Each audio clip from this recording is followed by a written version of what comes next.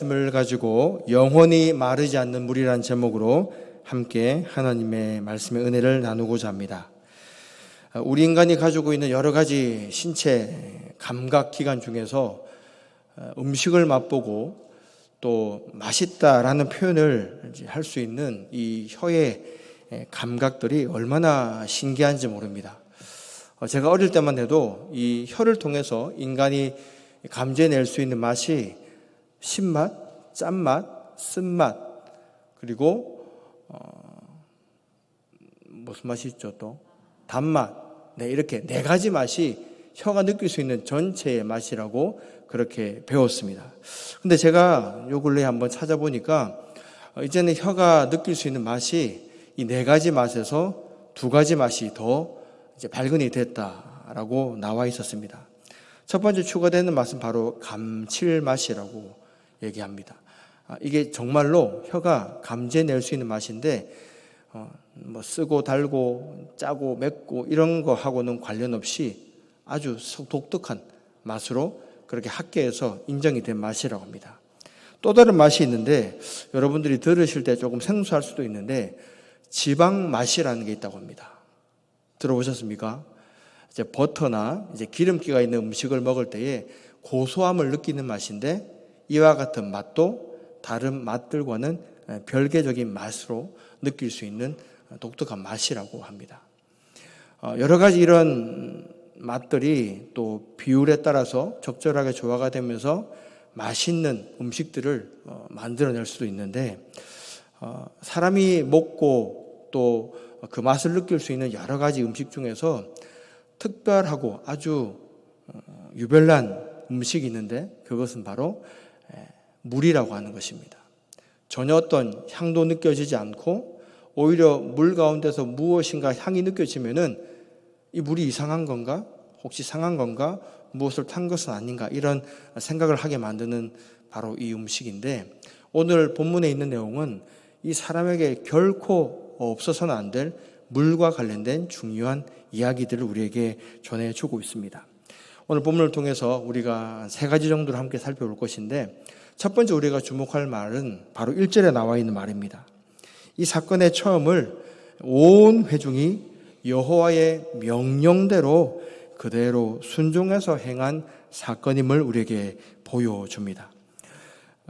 처음에는 이스라엘 백성들이 신광야라는 곳을 거기서 머물게 됩니다. 그런데 이 신광야는 이스라엘 백성들에게 아주 독특하고 또 잊지 못할 어떤 이야기거리를 가지고 있는 장소였습니다.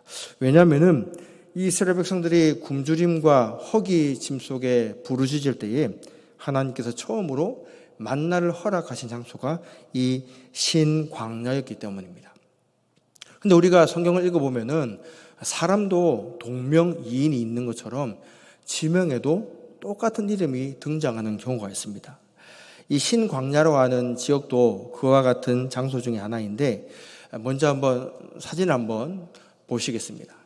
여러분 시력이 잘 안 좋으시겠지만 여기 보면요 신광야라고 하는 지역이 두 군데가 보입니다. 우리말로는 신광야라고 하는 동일한 단어로 표현하지만 이것을 영어 단어로 표기한 것을 보면요 SIN이라고 하는 신광야가 있고 ZIN이라고 하는 신광야가 있습니다. 오늘 본문에 나와 있는 신광야는 SIN으로 표기된 광야고요. 이 광야는 이제 출애굽을 해가지고 홍해를 건넌 이후에 이제 이스라엘 백성들의 출애굽 여정이 시작된 지 얼마 되지 않는 그 선상에 있는 광야입니다. 그러니까 그 신광야를 지나서 밑으로 쭉 내려오면서 시내 산이 있는 시내 광야로 이제 들어서게 되고 거기서 다시 위쪽으로 올라가면서 이제 마지막에 만나게 되는 광야가 바로 ZIN 신광야라는 곳인데 이 광야는 이제 민수기 33장에 등장하기도 하는 광야입니다. 어쨌든 이 신광야 가운데서는 만나를 처음 경험한 이스라엘 백성들이기 때문에 신광야를 떠나라고 한 이 하나님의 명령에 순종하는 것이 어떤 사람들에게는 매우 불편하고 또 불안스럽게 느낄 수 있는 요소가 충분했습니다. 하나님이 베풀어 주신 그 만나의 기적이 혹시나 이 신광야를 떠나게 되면은 우리에게 더 이상 허락되지 않는 것이 아닌가. 더 이상 이 광야를 떠나면 만나를 맛보지 못하고 우리가 또 굶주림에 허덕이는 것 아닌가. 이런 걱정들을 충분히 할 수 있었습니다. 하지만 어쨌든 이스라엘 백성들은 신광야를 떠나라고 하는 이 하나님의 말씀 가운데 순종하는 모습을 우리에게 보여줍니다. 그리고 그들은 이제 새로운 곳 르비딤이라고 하는 곳에 장막을 치게 됩니다. 이 르비딤이라고 하는 단어는 휴식처라는 단어의 뜻을 가지고 있습니다. 그리고 이제 출애굽한 백성들이 시내산에 도착하기 전에 마지막으로 머물렀던 장소가 바로 이 르비딤인데, 휴식처라는 의미를 가지고 있는 이 지명의 이야기와는 관련 없이 오늘 본문을 보면 아주 혹독한 사건 가운데 이스라엘 백성들이 휘말리게 됩니다. 하나님의 명령대로 신광야를 떠나서 르비딤에 정착을 했습니다. 그리고는 그곳 가운데 장막을 치는 것도 하나님께서 불기둥과 구름 기둥을 통해서 이스라엘 백성들을 인도하시고 그곳에 머무르라는 사인을 주셨기 때문에 말씀에 순종해서 르비딤에 머문 것밖에 없었습니다.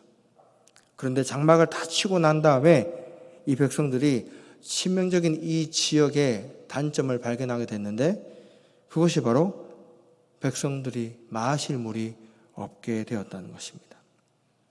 하나님께서 명령하신 것, 하나님이 떠나라 머물라 라는 말씀에 순종해서 그들의 거처를 정한 곳은 당연히 하나님께서 평안한 길로 인도하실 거야, 우리를 가장 좋은 길로 인도하실 거라라는 그들의 마음 가운데 상상력을 분명히 허락해 줬을 겁니다.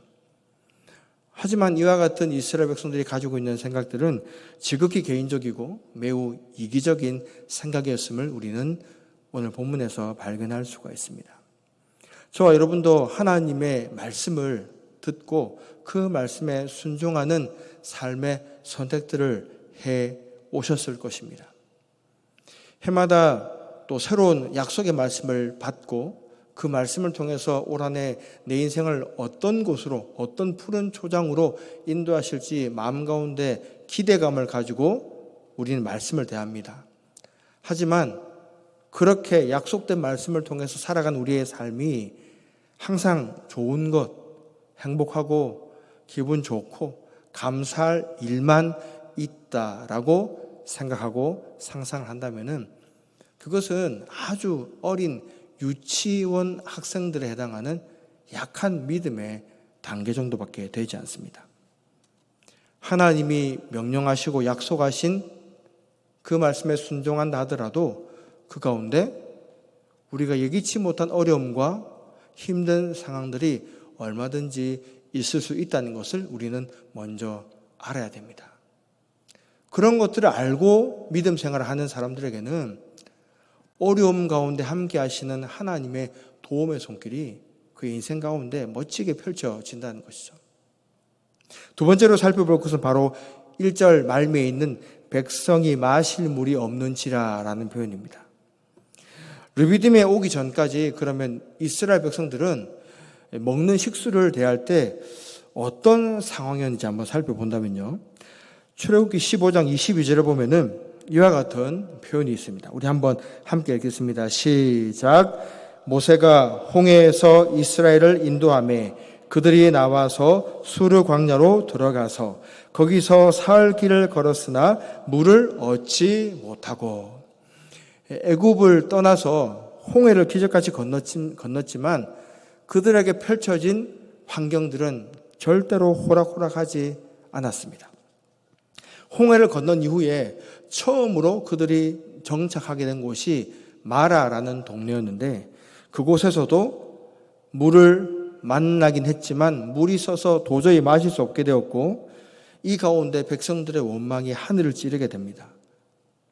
그리고는 모세는 하나님께 부르짖게 되었고, 여호와께서 모세에게 한 나무를 가리키시고 그 나무를 물 가운데 던져 넣으면서 쓴 물이 단물이 되는 기적이 일어났었습니다. 먹는 물과 관계된 불평과 원망 문제들은 오늘 본문에 나와 있는 르비딤이라고 하는 한 지역에만 국한되어 있는 문제가 아니었다는 겁니다. 이미 이스라엘 백성들은 애굽을 떠난 그 이후부터 그들에게 전해지는 모든 환경들은 먹고 입고 쓰는 모든 것들, 의식주와 관계된 것들이 어느 것 하나 편한 것이 없는 환경이었습니다. 그리고 이스라엘 백성들은 이미 하나님께서 베풀어 주신 기적의 능력으로 쓴 물이 단물이 되게 하는 변화를 경험한 사람들이었습니다. 그리고 그 이후에 두 번째로 홍해를 건너고 두 번째로 진을 치게 된 엘림이라고 하는 동네는 12개의 샘과 70개의 종려나무가 있을 만큼 그 동네에서는 또 물이 풍족한 좋은 환경을 경험할 수 있었습니다.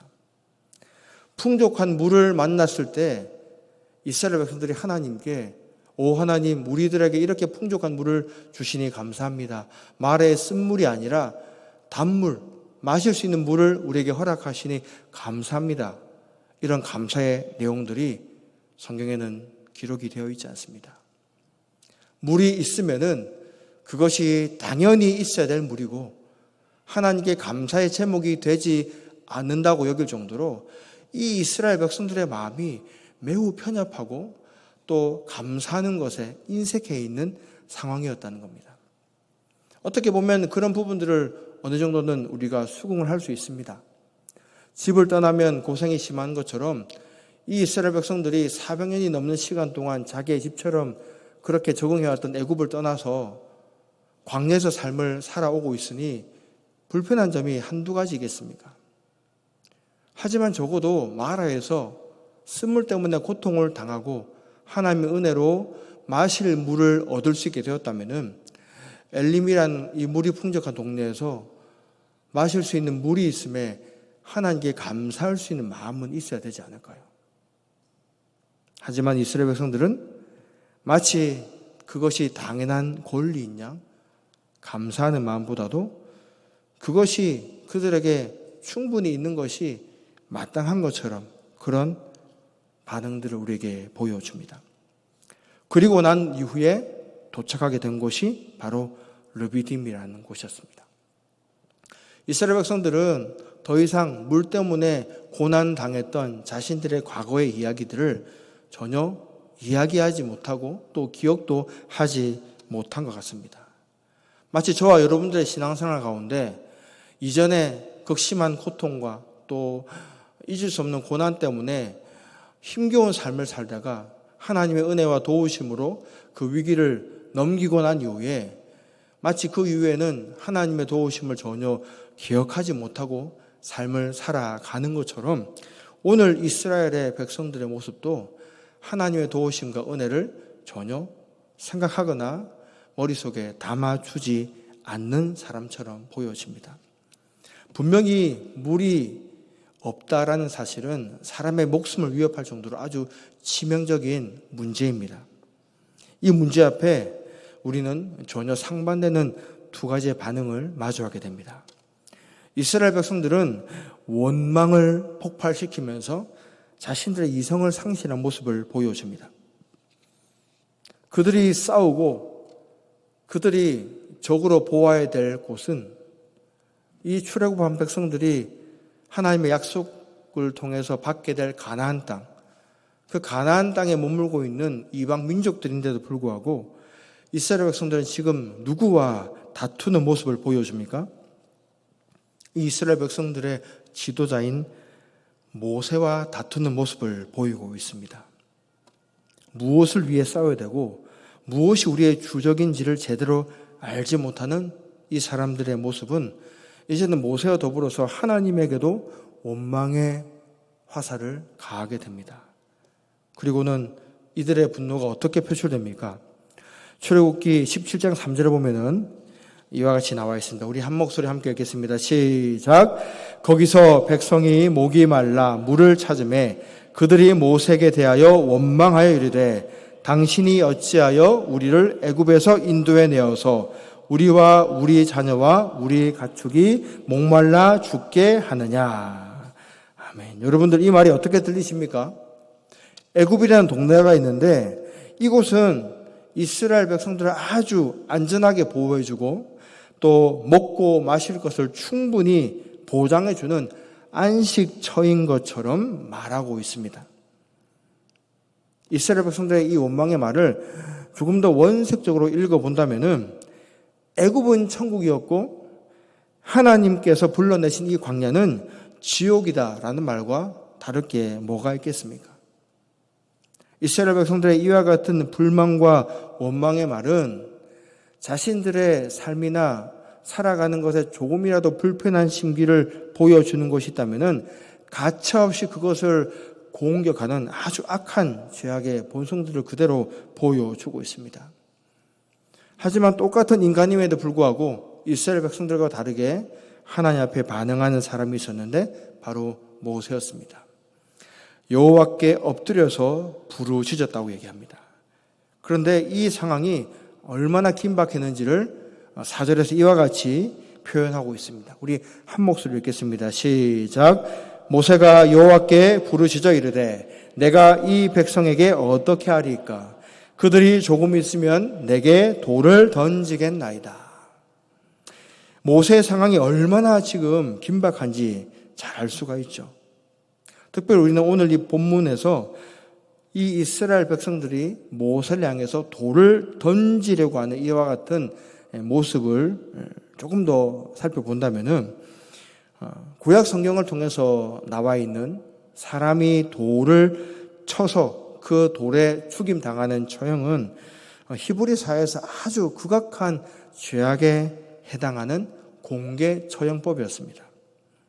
아무나 돌을 던져서 죽이는 것이 아니고 예를 들자면은 안식일을 범했다거나 하나님이 있는데도 버젓이 다른 우상을 숭배했다거나 또는 하나님의 이름을 망령되게 일컫고 모독한 사람, 부모를 대적해서 아주 페르나처럼 행동한 사람, 또는 간통한 남자나 여자들, 이와 같이 아주 악한 사람들에게만 허락되어진 무서운 형벌이었습니다. 이스라엘 백성들이 모세를 향해서 돌을 치려고 했다라고 하는 이 말은 다시 말해서 모세를 어떤 사람으로 이스라엘 백성들이 취급했다는 겁니까?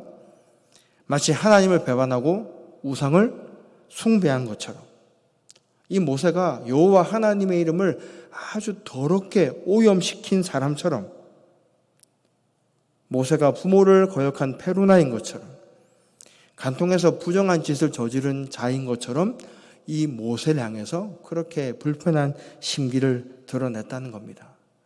그런 생각을 가지고 이 모세를 아주 경멸한 시선으로 바라보았기 때문에 모세를 향해서 이 사람들이 취한 행동이 어떤 행동이었다고요?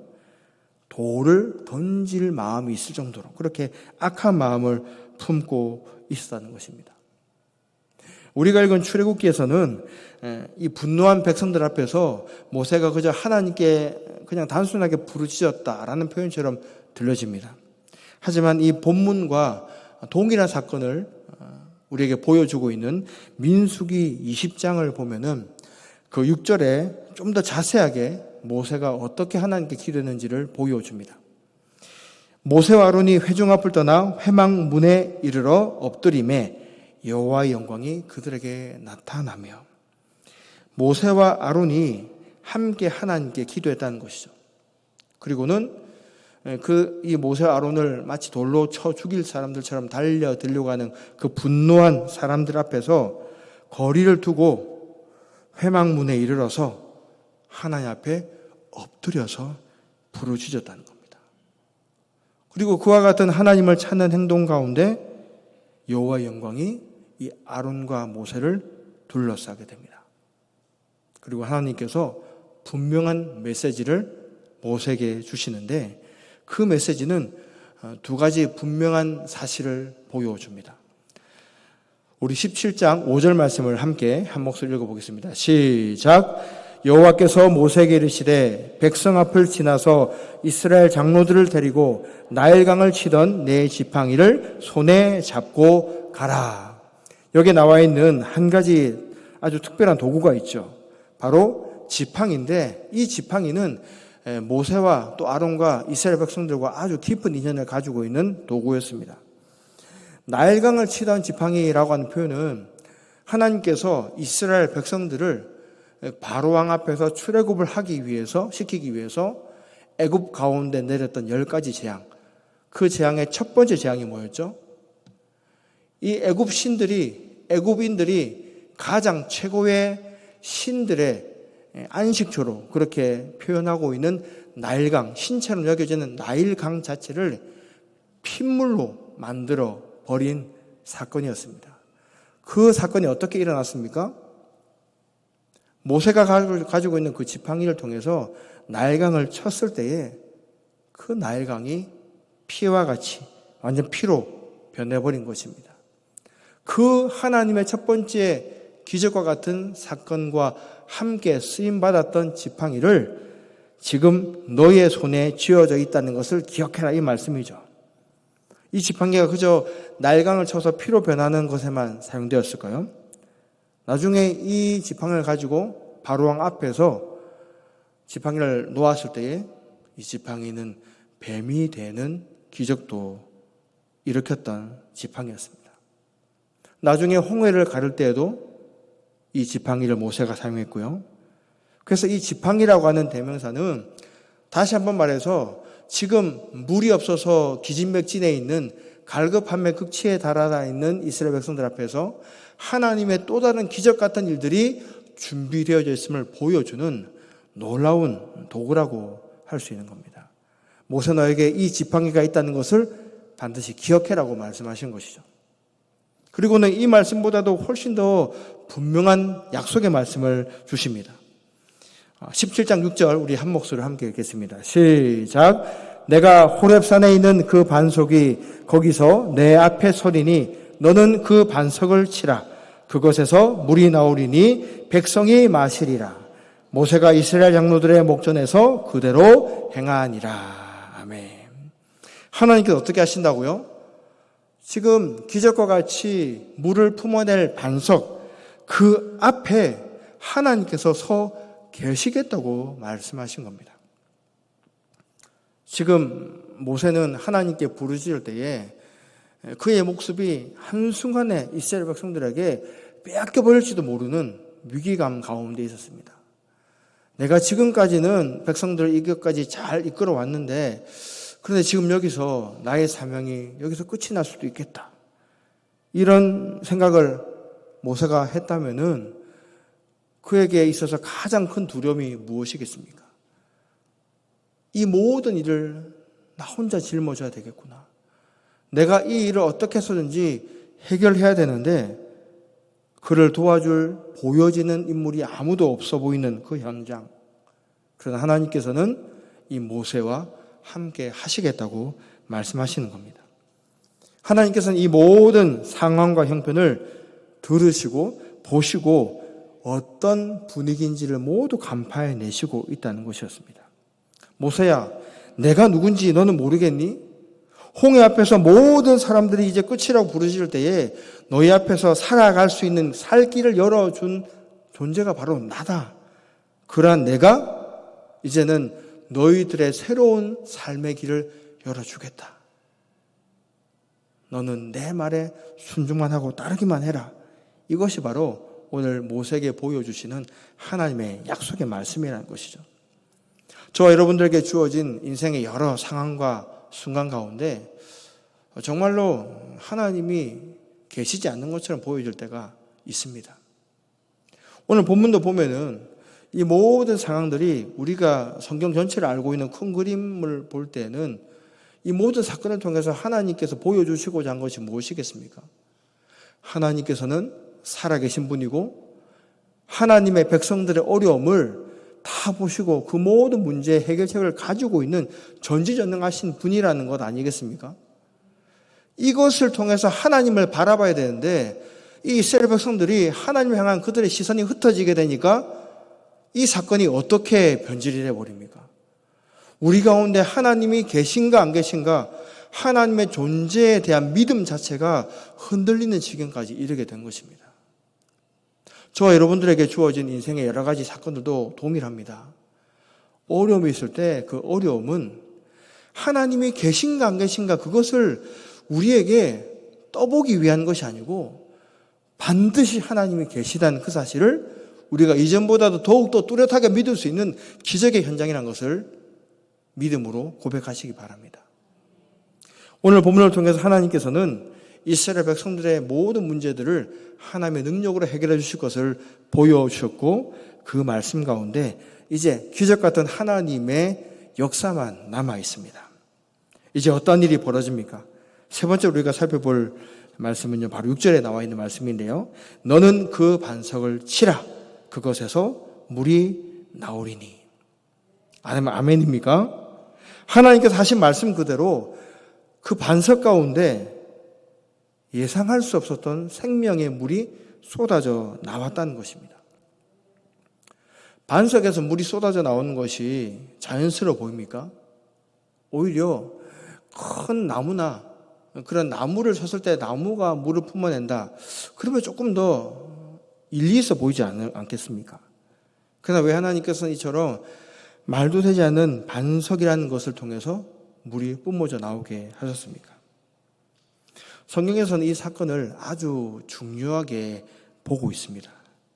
그리고 하나님께서는 이 무리바라고 하는 이 현장의 사건의 모습을 이 출애굽기와 민수기뿐만 아니라 성경의 여러 곳에서 언급하는 것을 볼 수가 있습니다. 신명기 32장 51절에 보면요, 이와 같이 얘기합니다. 이는 너희가 신광야 가데스의 무리바 물가에서 이스라엘 자손 중 내게 범죄하여 내 거룩함을 이스라엘 자손 중에서 나타내지 아니한 까닭이라. 하나님께서 요구하셨던 것은 이스라엘 백성들이 거룩하신 하나님의 이름을 깨닫고 만나는 것이었습니다. 하나님께서 이렇게 거룩하신 분이구나, 이렇게 위대하신 분이구나, 그것을 깨달아 알기를 원했지만 이들이 하나님의 거룩함을 나타내지 않았을 때에 어떤 일이 일어났습니까? 결국 이 광야 가운데서 모든 고생은 다 해놓고 하나님의 이름을 영광되게 하지 못한 이 백성들은 이 광야 가운데서 마지막 죽음을 맞이해야만 했습니다. 시편 81편 7절에서도 이 사건을 언급합니다. 네가 고난 중에 부르짖음에 내가 너를 건졌고 우레소리의 은밀한 곳에서 내게 응답하며 무리바 물가에서 너를 시험하였도다. 하나님께서 이 사건을 왜 우리 가운데 허락하셨습니까? 우리의 믿음을 시험하기 위해서였다는 겁니다. 이전까지 네가 경험하고 네가 지금까지 보아왔던 여호와 하나님께서 어떤 분이신가를 네가 얼마만큼 믿음으로 알고 고백하고 있는지를 시험하시기 위해서 이 사건을 허락했다는 것이죠. 시편 95편 8절에서도 이 사건을 언급합니다. 너희는 무리바에서와 같이 또 광야의 마사에서 지냈던 날과 같이 너희 마음을 완악하게 하지 말지어다. 이 사건을 통해서 하나님께서는 또 다른 측면을 보여주시는데 이스라엘 백성들이 얼마나 하나님 앞에서 완악한 심령을 가졌는지를 보여줍니다. 하나님이 계획하시고 뜻하시고 모든 것을 준비해 놓으신 완벽한 사건임에도 불구하고 그 사건을 통해서 우리 인간의 마음이 완악해져 있다면 하나님의 능력을 알 길도 없고 그분이 얼마나 위대하신 분인가를 깨달을 수 있는 지혜도 없다는 것을 보여주는 겁니다. 시편 106편 32절에서도 이 사건을 언급합니다. 그들이 또 무리바 물에서 여호와를 노하시게 하였으므로 그들 때문에 재난이 모색에 이르렀나니. 하나님께서는 이 사건을 통해서 우리가 다양한 방면에서 하나님의 교훈을 얻기를 바라시고 있습니다.